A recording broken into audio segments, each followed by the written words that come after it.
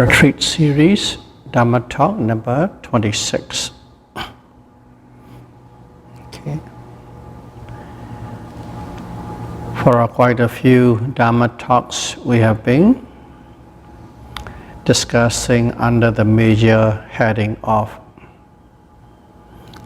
Pamada and Apamada, heedlessness and heedfulness.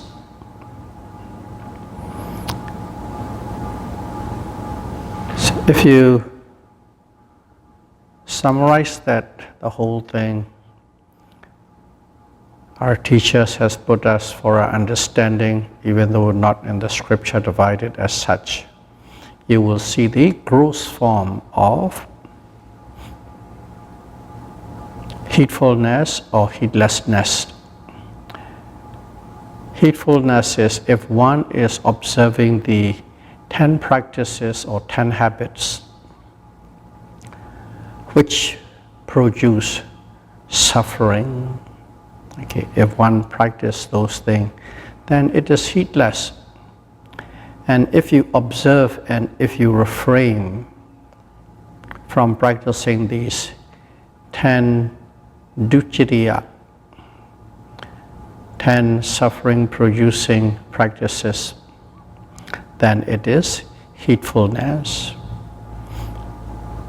In general, you can say it's the precepts in general. That is the basic fundamental gross form of heedfulness. And then the other one is restraining oneself from sense pleasure, six sense pleasure. And if you can restrain yourself and live with the moderation, then it is heedfulness. And if you can't restrain and if you live or if you give free hand to these six sense pleasure, then it is heedless, the second part. And the third one is the final one, is called refined form of heedfulness or heedlessness. Refined form or superior kind of heedfulness, refined form of heedfulness, the highest level. If you put it in one way, if one is practicing full foundation of mindfulness, Satipatthana, in full force, then it is heedfulness, apamada. And if one is not practicing, still practicing but not in the full force, the way Buddha has taught us, then it is heedless. It is not that you don't practice at all, you still practice, but not to the extent of perfection. As the Buddha has instructed, it is called heedless, pamada. And in there, the Buddha taught us how to be refined form of heedful and refined form of heedless. He taught us in a very different approaches and angles. Okay, we'll just read it in terms of Pali. It's always start with the Kusalanam Dhammanam Bhavanaya. Okay, if one is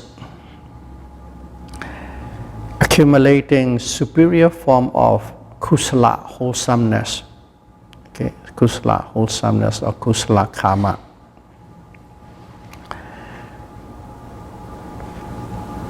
to produce the great benefits, if one is practicing what is called bhavanaya, mental culture, mental development. In other words, if one is practicing full foundation of mindfulness. Attaya sapamada, kusalanam dhammanam bhavanaya. You will find that starting in everything that what Buddha taught. And the latter part is the point. Okay? Kusalanam dhammanam bhavanaya. atiyasa pamado. If one is practicing this heedfulness, refined form of heedfulness, and if one is not practicing respectfully and seriously, then you are heedless. You are still practicing, but you don't pay much respect. Oh, it's run-of-the-mill, superficially, not seriously, then it is heedless. But if you practice respectfully and seriously, it is heedful. That's one. And the second one, see, kusalanan dhammanan bhavanaya. You know what that means? Already start with. Ataticca kriyata pamado. And what is ataticca kriyata pamado? That means if one observation, if one mindfulness is not connected or continuous with another mindfulness, okay, then you have heedless. Heedless from the refined form. Okay, we are always talking about refined form, not in a middle form or the gross form, refined form. So in here what it means is, in short, in English, if one is taking a break in your practice, especially in the retreat, even a short one, 7 days, 10 days, 2 weeks, or 1, 2, 3 months, 6 months. If there are sometimes, some cases, you feel very tired and exhausted and you take a break. And if you are taking a break, that means you are heedless. You are not developing refined form of heedfulness. It's a break. Another one is gap. The gap is from one noting to the other, one noting to the other, one noting to the other. And if these notings are not continuous, okay, if there's a gap, then it is not refined form of heedfulness. It is heedless. Heedlessness. So that is the second one. These two, okay, first and foremost, it is respectfully and seriously, and then without a break, without a gap, practicing seamlessly, every mindfulness seamlessly. These two express on a technical level how to do it with precision. Technically teaching. Some people are very good at following instruction, technical instruction. And if people follow these two, respectfully and seriously, without a break and a gap, if you can do that, you are being heedful at the refined level. Okay, just those two. And then the Buddha went on to teach us in a different way too. This one is kusalanan dhammanan bhavanaya odina vuttita. Okay, odina vuttita. What it is in here, you are not slacking. You are not taking an easy ride. You practice boldly and bravely and courageously. Okay? In other words, your practices are not low and vulgar. If you remember the word awe, okay? Low and vulgar, substandard, inferior, and vota is slack, taking a free ride, easy ride. We have talked about in detail already.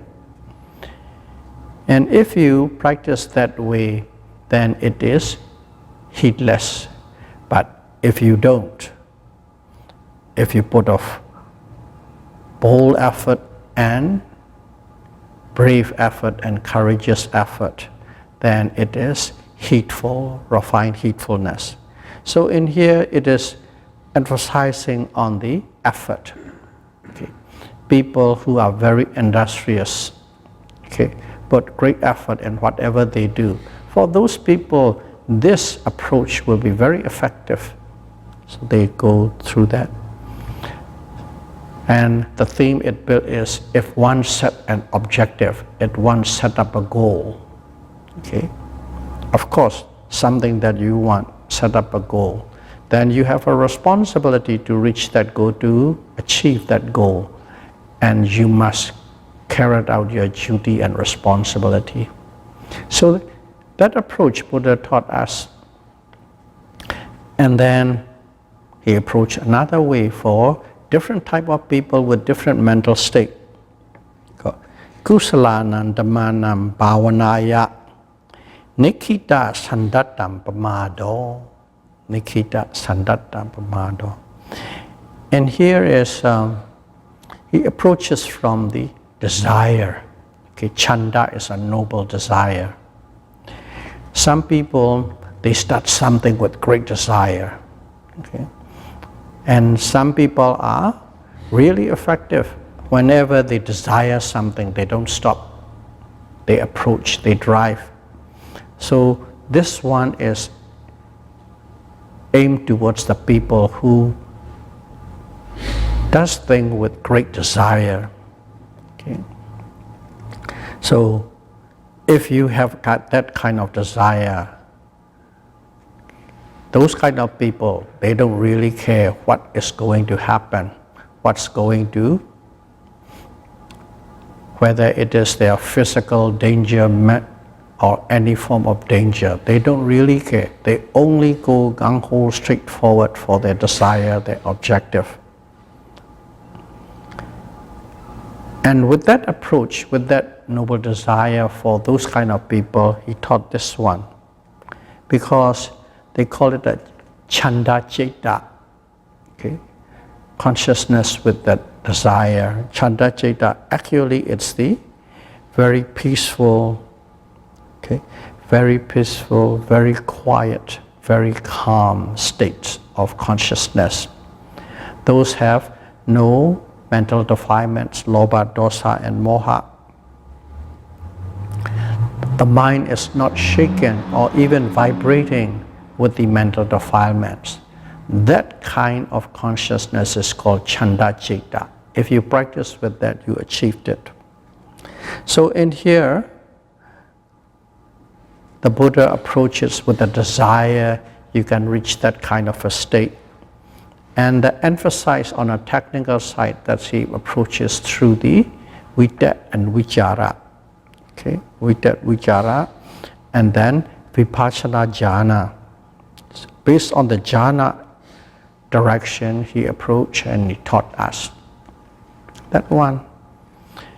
And another one, the last one we have taught, is called Kusalanam Dhammanam Bhavanaya Anasevana Pamado. So you must lean, depend, okay, use and keep it. Okay. What do you depend upon? What do you use? What do you keep? Okay. That is the 5 mental faculties. Of course, 5 mental faculty is there, but the way it's put is you must lean on, you must depend upon, you must use it, you must keep it. In what fashion, in what way? As if one depends the air and the water and the food to maintain and to sustain your life. Okay. That kind of importance one has to give. Okay. You must depend as if you are taking food. And when you take food too, it varies in whether junk food or a good food, nutritious food or non-nutritious food, and so on. Through that approach, Buddha taught us. And these are all, if you don't have it, if you don't do it, it is you don't have the refined form of heedfulness. In other words, heedless. If you do it exactly the way he has instructed, then you have the refined form of heedfulness. So these are the different ways the Buddha has taught us how to practice this heedfulness, how to achieve this refined form of heedfulness. So if you look at it in here, all different ways. But one thing is, what are we doing? This trying to be heedful or heedless. We are practicing full foundation of mindfulness. Okay. Why do we practice full foundation of mindfulness? We practice this so that we can develop the 5 controlling mental faculties. That is the fundamental, the basic. We are always developing 5 controlling mental faculties. Saddha, faith, Viriya, effort, Sati, mindfulness, Samadhi, concentration, and Panya, wisdom. These 5.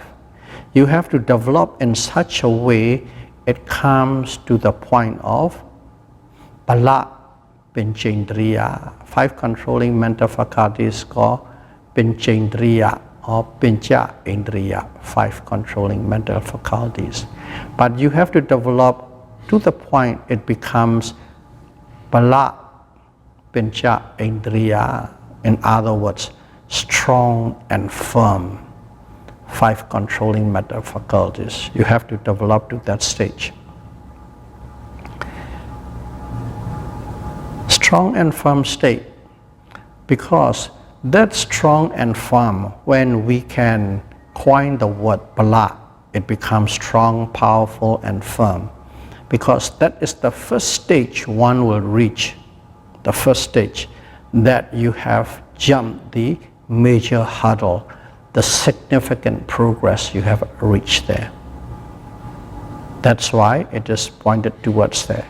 All these things he taught us. Of course, eventually we reach to the final objective, Nibbana, the end of all physical and mental suffering.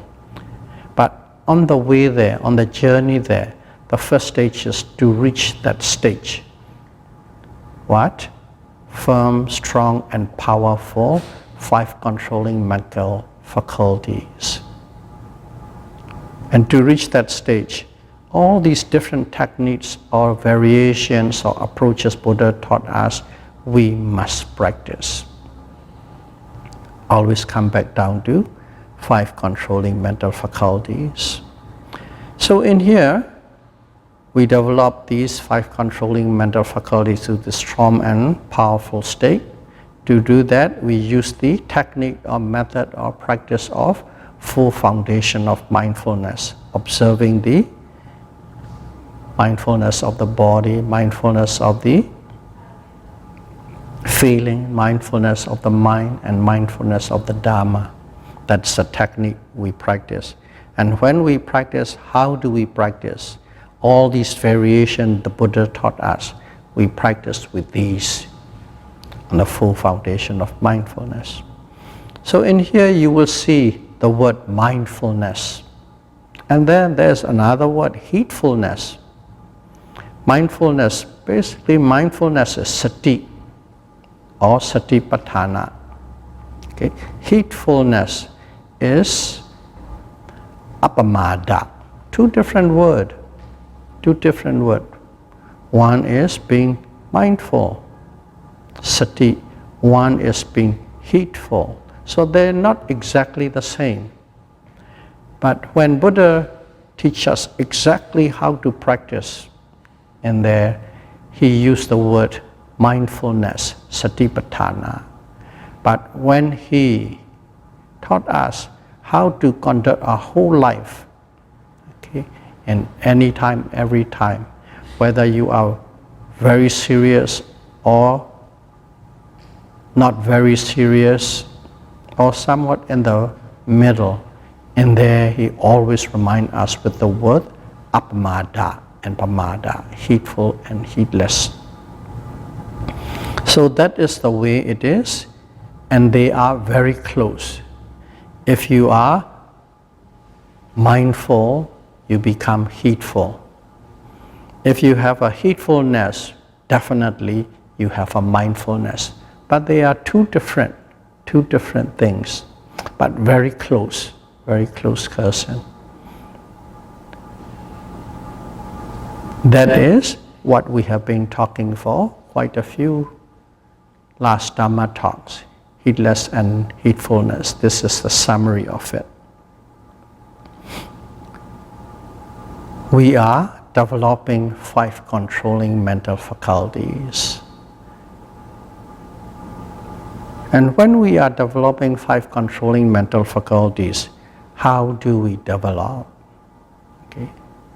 How do we develop? And how do we develop is, it comes to, we can approach it under the heading of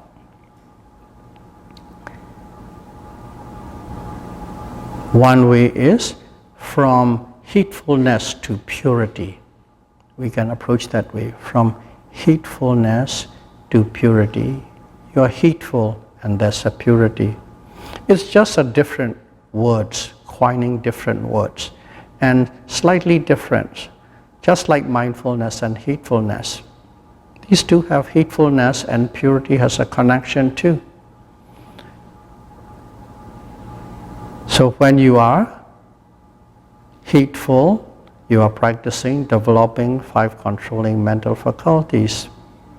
Okay? Faith, everything, anything. When one approaches something or take on a project of significance, faith or confidence is the starting point. And then you apply effort, a lot of exertion. Once you have a confidence, you start doing things. And you do things very carefully. Okay, that is the approach we do, and we are doing now is full foundation of mindfulness. When we practice full foundation of mindfulness, the foundation, okay, the foundation to start upon this full foundation of mindfulness is sila. Sila, the right translation is precepts, or you can call it morality. Sila is the foundation. And we all know sila, the minimum as a Buddhist to observe is the 5 precepts. And then on special occasion, when we are practicing, when we want to be with Dhamma, throughout an hour, throughout a day, throughout half a day, throughout months, in those cases, you take 8 or 9 or 10 precepts as a lay person.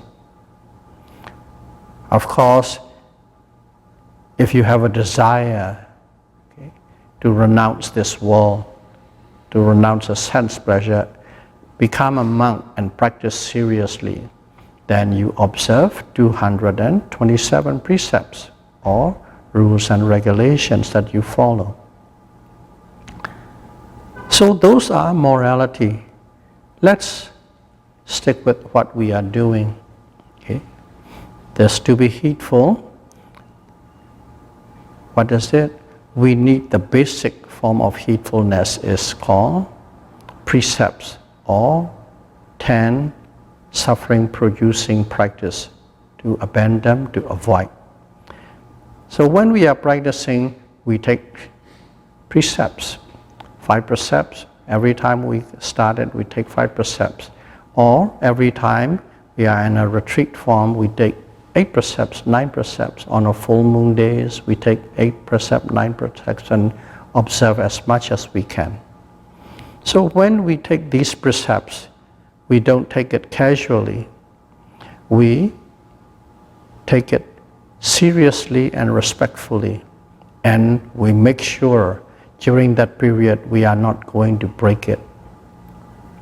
So when we are practicing this, we always take precepts, and as we put great effort to observe these precepts, we do not break it through that period, throughout the duration.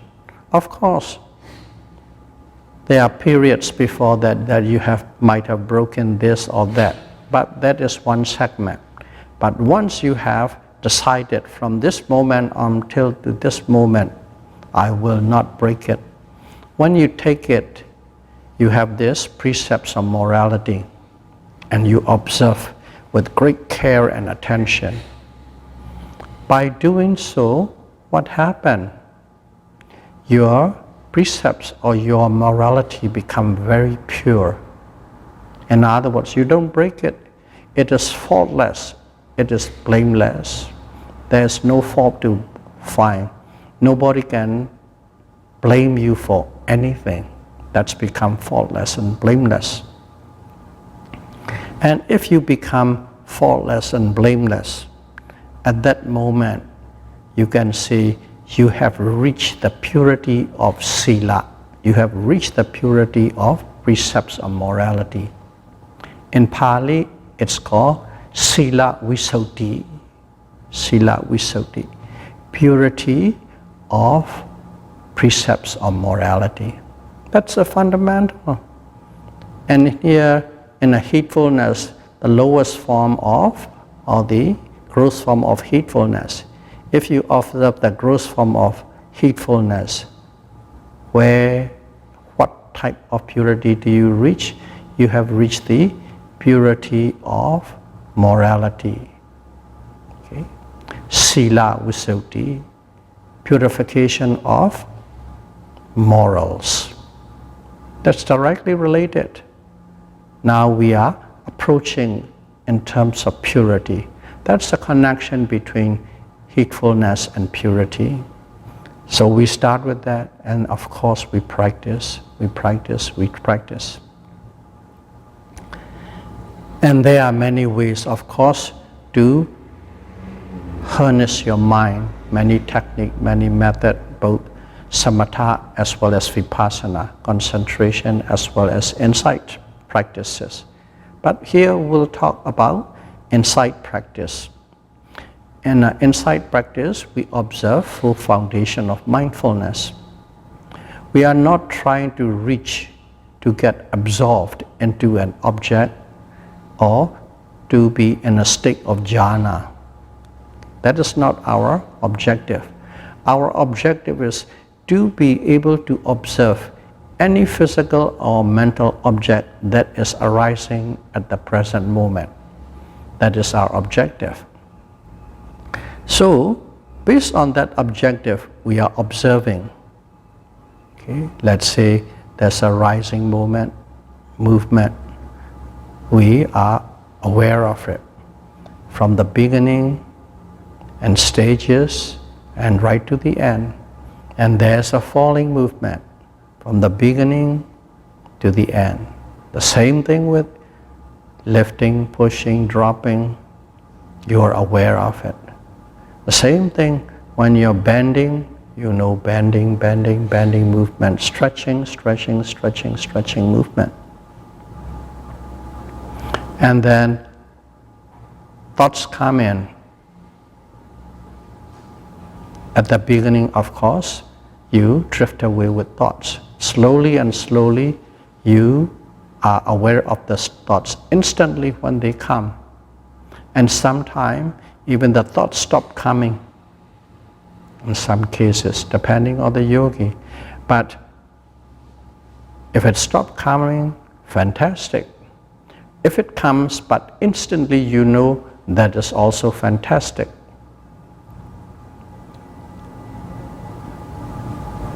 Because as soon as you become aware of the thought as it arises, you know, and they are gone. So that means whatever mental defilements that associated with the thought does not have a chance to arise. So in other words, you still maintain that purity of mind. Okay? Rising and falling and sitting and touching. You are continuously aware. And you all know, if you are with precision aware of it from the beginning to the end, at that moment there is no mental defilements. Lifting and pushing, the same thing. Thoughts come in, the same thing. If that you are catching these thoughts so fast there is no opportunity for any kind of emotions, okay, negative emotions, or even whether it's a dukkha or sukha can arise. In other words, it's always pure, pure, pure, pure, pure. The mind is pure. To be able to do that, what? Your observation must be continuous from one object to the other, one object to the other, one object to the other. And that can be achieved through the great effort, ardent effort. Without that ardent effort, it's not. And it's even more difficult because it's a multi-object meditation, not just focusing on one only. So the mind is very pure. Why? Because of the ardent effort you are applying onto the object that is arising. And according to heedfulness, what are you establishing? You are establishing, you are observing with great care and respect and seriousness, and you don't have any break and you don't have any gap. That is in terms of heedfulness. But now here, all these consciousness or all these awareness coming one after the other, there is no mental defilements, no lobha, no dosa, no moha. In other words, every consciousness that arises one after the other, or you can say every awareness that arises one after the other, they have no mental defilements. In other words, they are pure. When there's no mental defilements, they are called pure. So what happened? You have reached the consciousness states where there is a purity. In other words, you have reached the purity of consciousness. Citta visuddhi, citta is consciousness, visuddhi is purification or pure, purified it. So that's called citta visuddhi. Okay? The first one is what? Sila visuddhi, purity of morality. Second one is citta visuddhi, purity of mind. And here, directly correlating with the heedfulness, refined form of heedfulness. When there's a heedfulness, these arises. Now we have two forms of purification or purity we have reached just from observing. But how? We must observe exactly as Buddha has instructed. Purity of mind or purity of consciousness have reached. Two levels of purity. And then we are observing. When we are observing, what happened? Okay. There's a rising movement. Rising movement, you observe. When you observe at the beginning, of course, you're rising, falling, and there's the rising movement of the abdomen or stomach, falling movement of the abdomen or stomach. How's your mind take it? It doesn't say, my abdomen is rising or my abdomen is falling. But at the same time, there's a sense of identification. This is my stomach and my abdomen. In other words, there's a I. Okay. My is moving. You observe that.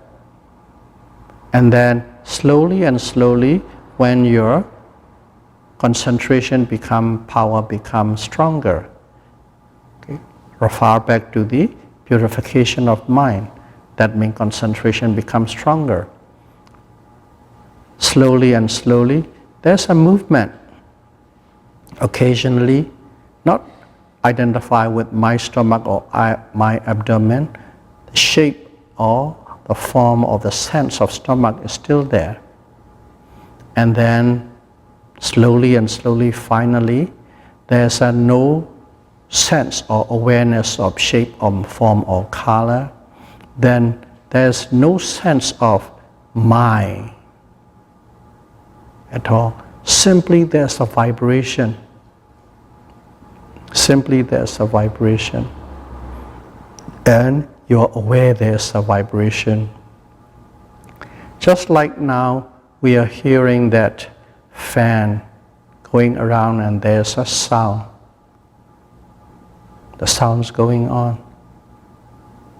And you hear it. And you have no connection to that sound and you. You are one thing, that sound is one thing. You have a vivid understanding of it. Okay? Separateness of that sound and your awareness. And in here, it's exactly the same. That vibration of movement is just like the sound of the fan, and you are aware of it. That's two things.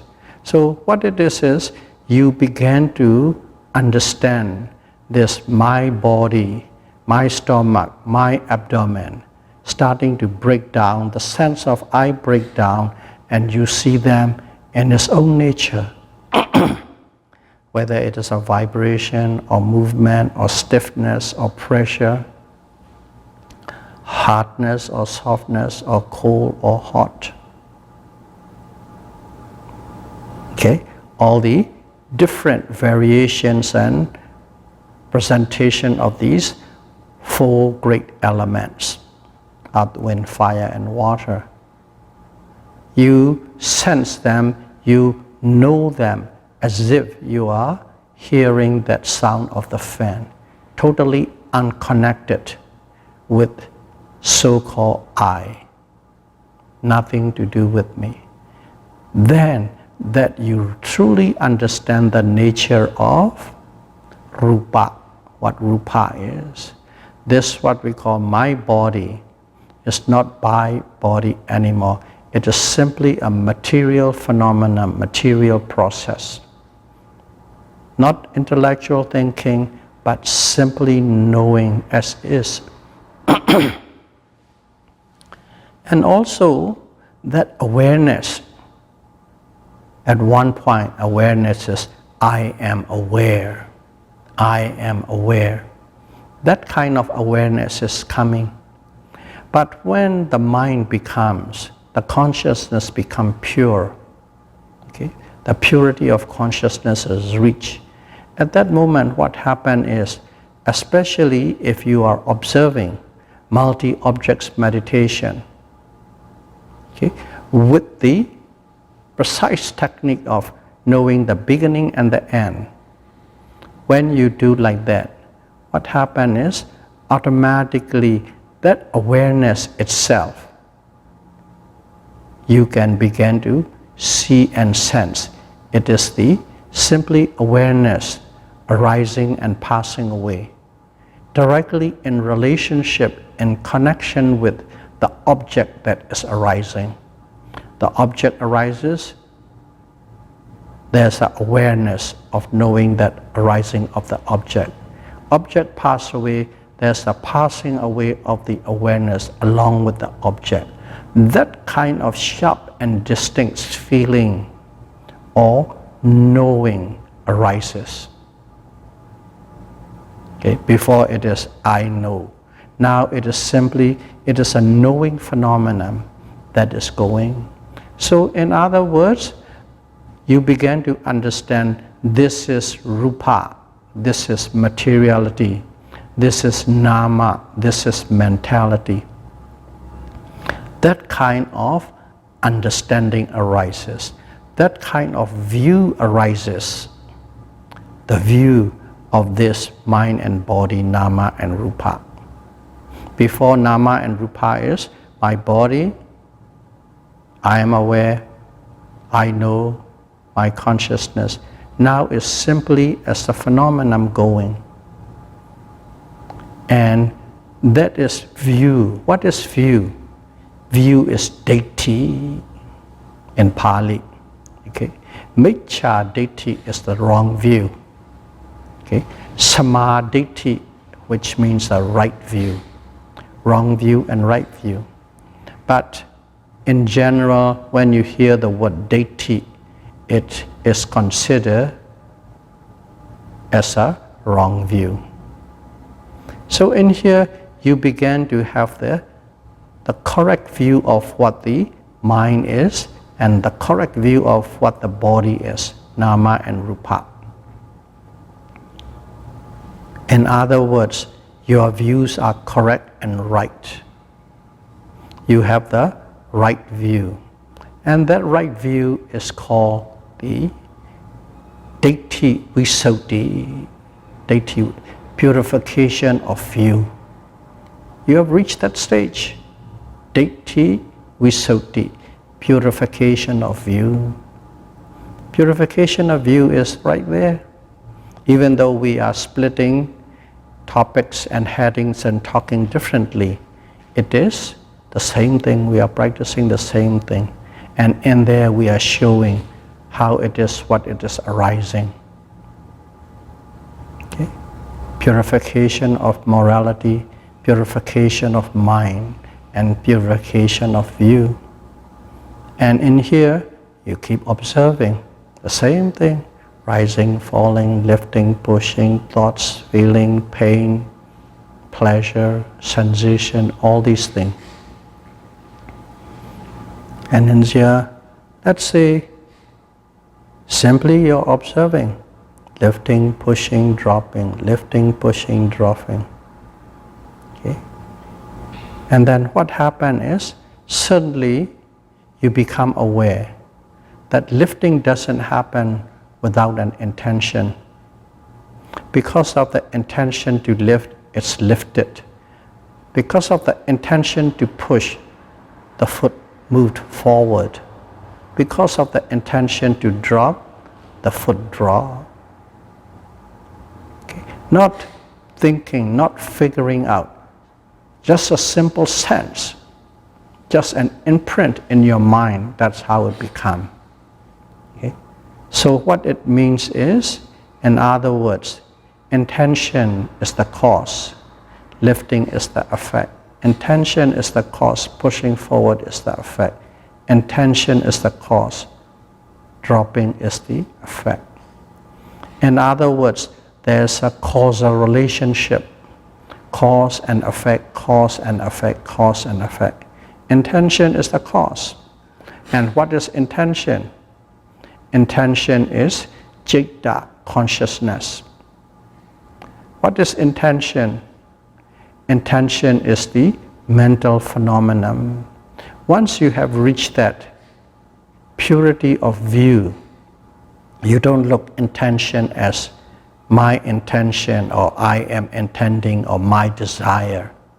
You don't look that way anymore. So simply put, you begin to see the causal relationship, how the mind and the bodies work, cause and effect, cause and effect, cause and effect.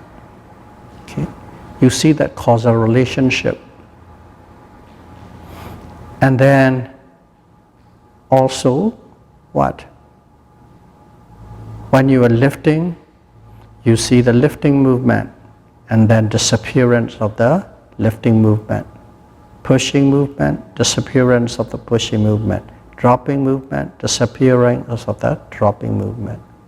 The same with rising and falling movement, and so on and so on.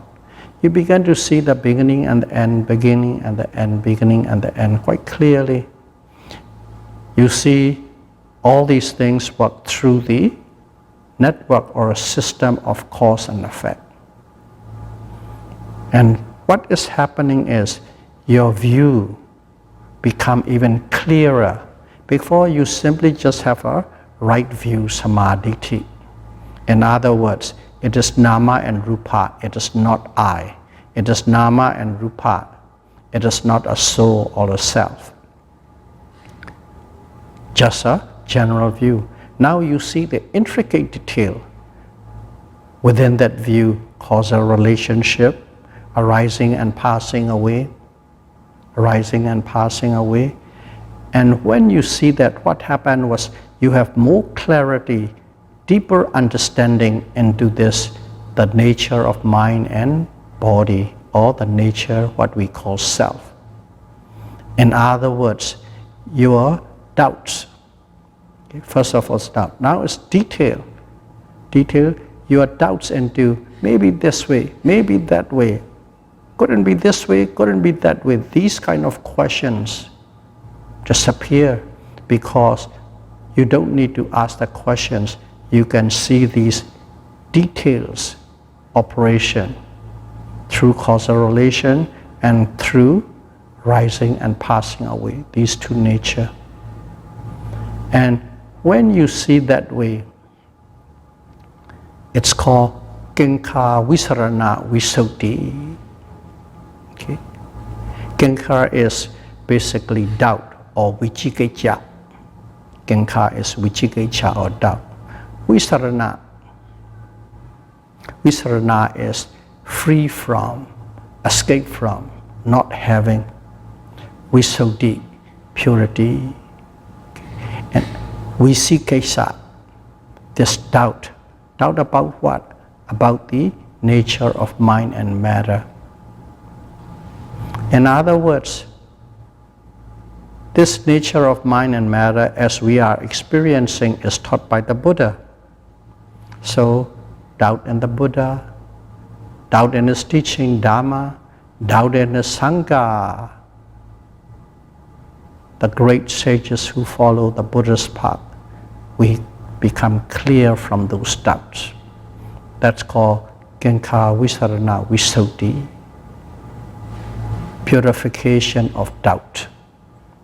The 4 levels already, and all that we are doing was we are developing 5 controlling mental faculties to a stage so that it becomes bala, strong and powerful. When you become strong and powerful, you see all these things and you achieve all these things. You already achieve the 4 levels of purification. Purification of sila, morality, purification of mind, citta, purification of view, ditthi, purification of doubt, 4 level already. And it is simply just reaching the bala, firm and strong level. If you want to correlate in terms of the insight level, you remember the first and basic is called Nama Rupa Paricheda Jnana. Okay? Discriminative awareness between mind and body. Pichya Parigaha Jnana. It is the causal relationship between mind and body. Samasana Jnana. You began to see the 3 marks of life. Dukkha, anicca, dukkha, anatta, impermanent suffering and non-self nature. You got to peep into it. And then clarity of passing, arising and passing away. With clarity, with no doubt, with no confusion. That is the Udayapaya Jnana. Okay? Insight into the knowledge of arising and passing away. If you look in terms of insight level, that's what it is. If you look in terms of purification, we have just set it out. And also, what are we doing? We are observing the gross level of gross level of mind, heedfulness, medium level of heedfulness, and the refined form of heedfulness. We just simply develop up to this level. And that is the first obstacle, major obstacle for our puthujjana. If you have passed that obstacle, if you have reached that goal, which means you have developed the 5 controlling mental faculties to the strong, firm and powerful level. At this stage, you are called Sula Satipatthana.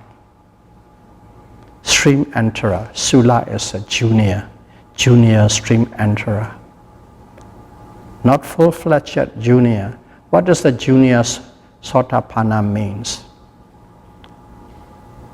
That person will not be reborn in the full willful state in the next life. One life guarantee. So this is just a little side explanation based on the heedfulness and heedlessness, and try to pull in with the Visuddhi Magga as a part of purification. We touched the first four. So may all of you be able to practice this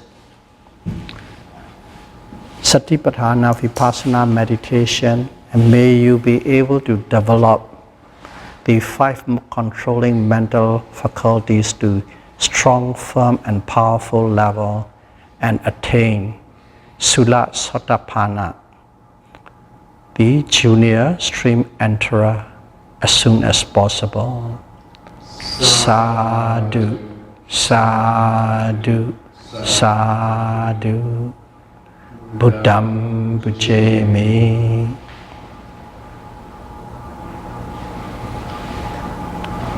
Dhammam Bujemi.